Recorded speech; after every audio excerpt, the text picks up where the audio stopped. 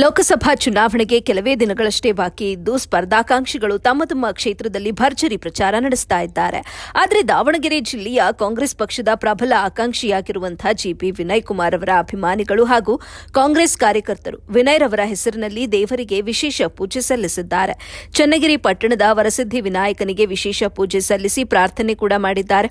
ಈ ವೇಳೆ ಕಾಂಗ್ರೆಸ್ ಕಾರ್ಮಿಕ ವಿಭಾಗದ ಅಧ್ಯಕ್ಷರಾದ ಹರೀಶ್ ವಿರಾಟ್, ವಿಜಯ್, ರಮೇಶ್, ಅಪ್ಪಣ್ಣ, ಸೋಮಣ್ಣ ಬೇಕರಿ, ಚೇತನ್, ಚಿದಾನಂದ, ಕೃಷ್ಣಕುಮಾರ್ ನಾಯ್ಕ್ ಸೇರಿದಂತೆ ಇತರರು ಉಪಸ್ಥಿತರಿದ್ದರು.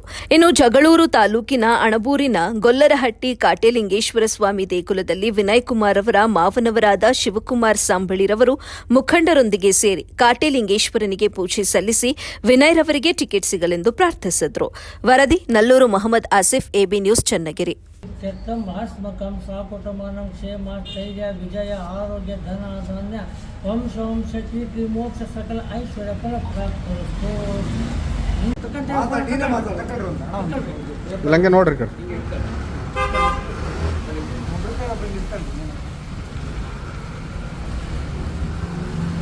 ನಮಸ್ಕಾರ. ಇಂದು ವಿನಯ್ ಕುಮಾರ್ ಜಿಬಿ ಇವರ ಅಭಿಮಾನಿ ಬಳಗದ ವತಿಯಿಂದ ಇಂದು ವಿಘ್ನೇಶ್ವರನಿಗೆ ಕುಂಕುಮಾರ್ಚನೆಯನ್ನು ಮಾಡಿಸಲಾಗಿದೆ. ಕಾರಣ ಇಷ್ಟೇ, ಕೆಲವೊಂದು ವಿಘ್ನಗಳು ಅವರಿಗೆ ಬಂದಿದೆ. ಆ ವಿಘ್ನ ವಿಮೋಚನೆ ಆಗಲಿ ಅಂತಂದು ಚನ್ನಗಿರಿ ತಾಲೂಕಿನ ಅವರ ಅಭಿಮಾನಿಗಳ ವತಿಯಿಂದ ಇವತ್ತು ಗಣೇಶನಿಗೆ ಅರ್ಚನೆ ಮಾಡಿಸಲಾಗಿದೆ.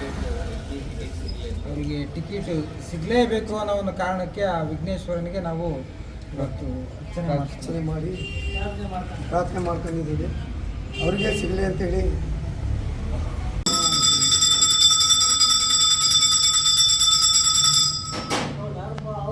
ಎಲ್ಲ ಸೇರ್ಕೊಂಡು